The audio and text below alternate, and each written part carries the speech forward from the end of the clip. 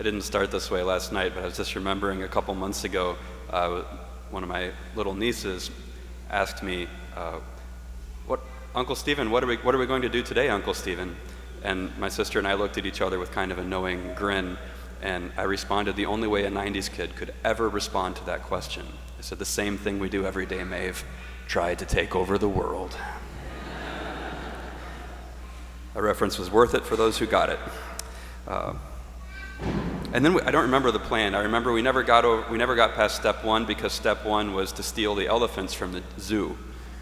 And we didn't quite pull that off that day. There was something dangerous involved because I remember saying, well, I think maybe this is getting out of hand. We should come up with a plan that doesn't involve killing anybody. And she thought for a second and she said, you're right. We won't kill anybody, but they might die. And I didn't know I could be legitimately frightened of a 7-year-old, but there we are. She's a very gentle soul. But I have a similar kind of conversation in my head a lot of times before Mass, trying to remember, okay, what are we going to do here? What are we really doing here? Same thing we do in every Mass. We're here to save the world. Sometimes I've even asked the servers before Mass, ready to go save the world? And somebody might shout heretic, it's the cross of Jesus that saves the world. To which I would respond, what do you think the Mass is? So this is kind of a pair with last week's sermon. It's okay if you didn't hear that one, but it was all about what are we here to get? Your religious life, your spiritual life, when you come to Jesus, what are you looking for? And the answer we said was hopefully Jesus himself. And this week forms a pairing with that, the other bookend, the other side of the coin. What are you here to give? What are you here to do? What are we here to offer? Mass is the sacrifice of Jesus Christ on the cross extended through time and space. That's what it is.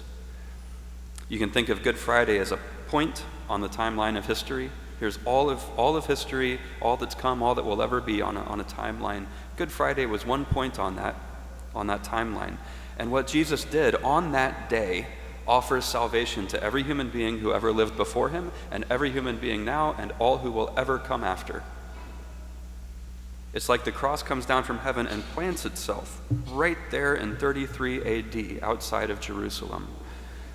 And then it ripples out through time and space.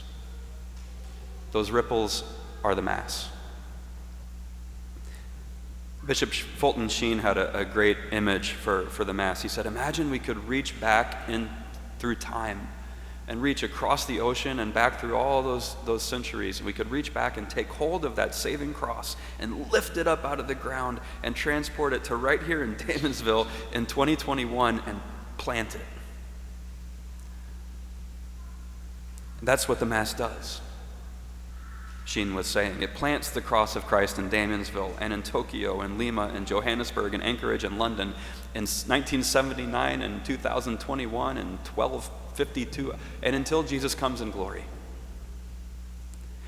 That connection between the cross and the Eucharist, this identification between the cross and the Mass, it might not be obvious at a glance, but it's the words of Jesus himself that tell us all we need to know when Jesus said at the Last Supper, "This is my body which will be given up for you. This is my blood which will be poured out for you." He identified the Eucharist with the cross. He was talking about them as the same thing. He held out that piece of consecrated bread and he pointed ahead to his saving cross and he said, "This is that. This is my body given up for you." And then he went and he gave up his body. The life that he offered to the Father on the cross is the same life he gave to the church at the Last Supper. It's our real, our experienced, our touchable connection to the power of that cross. Our psalm wasn't "remember the goodness of the Lord" or "think deep thoughts about the goodness of the Lord." It was "taste and see the goodness of the Lord." It's here. You experience it. Jesus could say about the cross, that was my body given up for the whole world. But in the Eucharist, he can say, this is my body given up for you. As Scott Hahn put it, it's the Eucharist that makes the sacrifice a sacrament. And if the Eucharist is just a meal, then the cross is just a Roman execution. But when Jesus said at that Last Supper before he died, when he said, do this in remembrance of me, he was telling us that what I'm about to do, my giving up of my body, my pouring out of my blood, this is for everybody. Take this to everybody. Take this to the people who won't be there in person. Take Calvary to the whole world, to those far away, to those yet to be born. What I am about to do is for all of them. Do this for them. And that's what they did from the very beginning of the Christian thing. Long before it was ever called the Mass, decades before there was a Christian Bible, before the word Christian even existed, those who followed Jesus of Nazareth as the Son of God did as he said. They offered the Mass, the breaking of the bread, the Lord's Supper. They did this in remembrance of him. Who's offering this Mass? It's a little bit of a complicated question, and I hope you know the best and the truest answer. Jesus Christ is offering this Mass. Because remember, it's his cross extended through time and space. It's his offering. And you can't understand the Mass at all if you don't understand that. That before all else, it is an act of the Son offering himself to the Father. And we get wrapped up into it. If you remember only one thing today, make that the thing. The Mass is, first of all, something that Jesus does. If you don't know that, or if you forget it, one of the consequences is you get way too focused on the ordained priest who's up here, who is kind of superficially maybe the center of attention. So it's also true that the ordained priest, I am offering the Mass in a mediating way in union with Christ. I get to stand at the altar and be his hands and speak his words. This is my body. There's a lot of great things about being a priest, but that's the best. That's the defining moment of who I am. But if we're here in the true spirit of the liturgy, you're looking right through the priest, right? You're seeing the action of Christ. That's why I cringe so hard if I'm at Mass and the personality and the creativity and the style of the priest are kind of front and center. Something's gone terribly wrong there. We don't wear these crazy robes to draw attention to ourselves. We wear them to hopefully disappear behind them so that you can see through us. End of that rant, but the point is that it is Christ who offers the Mass. It's Jesus who is really saying, this is my body. My greatest moment as a priest is to participate in that offering in that way. Who else is offering this Mass? Are you? That's up to you. I hope you are. That's why we're here. Every Catholic in every pew is offering the body and blood of the Son to the Father for the redemption of the world. We call this your baptismal priesthood. That's a real thing. That's a serious calling. Never mind that you're not called up here to stand in the vestments and give your voice and hands to Jesus. You are absolutely called to offer this Mass as a priestly people. It's so clear in the one exchange that's coming up in a few minutes. I'll ask you in a few minutes to pray that my sacrifice and yours may be acceptable to God, the Almighty Father. And you'll say, may the Lord accept the sacrifice at your hands.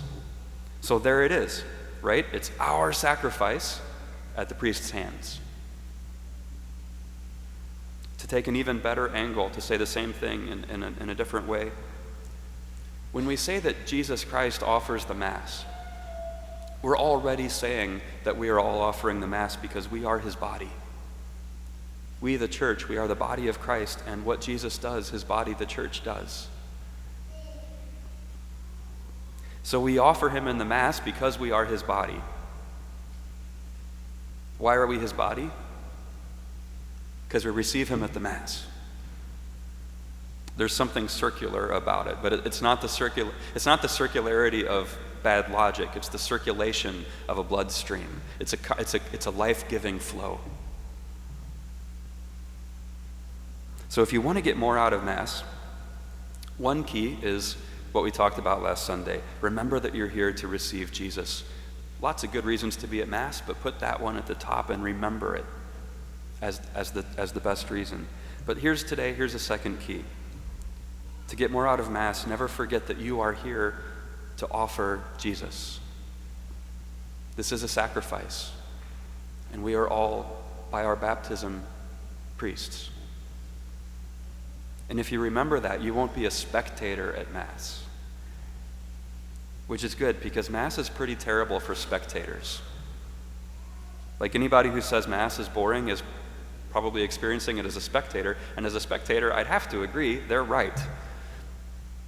Saying you didn't get much out of Mass after attending as a spectator is like saying you didn't get much out of a book after staring at the cover for an hour. But we are called to what the Second Vatican Council called full and active participation in the Mass. And that means so much more than singing along and saying your lines and standing and sitting and kneeling at the right times. Full and active participation means, first of all, most importantly, that we are praying. Not just watching and listening and saying our lines, but we are praying. And that our prayer is joined to Christ's body, the church, and that we together, as that body, are offering all we are for the redemption of the world. And that's why it's so important to be at Mass if we don't have a legitimate health or other reason to miss it. But when the church tells us we need to be at Mass, she isn't saying that you have to follow this rule. It's just a rule. You need to be present and witness something that's being done up here. No, she's saying that you need to be here to do something, to make your part of the offering of the body of Christ. Imagine Jesus reaching out to you from the Last Supper and giving you the Eucharistic offering that he gave his apostles that night. He speaks to you from Holy Thursday, 20 centuries ago. This is my body. Tomorrow it will be nailed to a cross. Tonight it is given to you. Take this and eat it, and do this in remembrance of me. Keep doing it. This is the bread of life, because it's the bread of my life, and the life I will give for you on the cross. This is the offering acceptable for the forgiveness of sins. This is the Passover that actually takes away the sin of the world. This is the offering. And now imagine all the disciples of Jesus Christ, ever since, who have received that Eucharist these 20 centuries and offered it day after day in every nation on earth, in every language, in great cathedrals and in little chapels and in family homes and in concentration camps. What you are imagining is the church, offering the only thing that we have to offer, Jesus himself. That's why we call it the holy sacrifice of the Mass. It is the cross lifted up in every time and place. And this morning, what are we going to do at this Mass? Same thing we do at every Mass. We're going to do our part to be the body of Christ, to be the church. Every one of you brought a cross in here today. Maybe you can think to yourself what it is. You brought a cross in here today. Maybe there are many pieces to it, maybe just a few.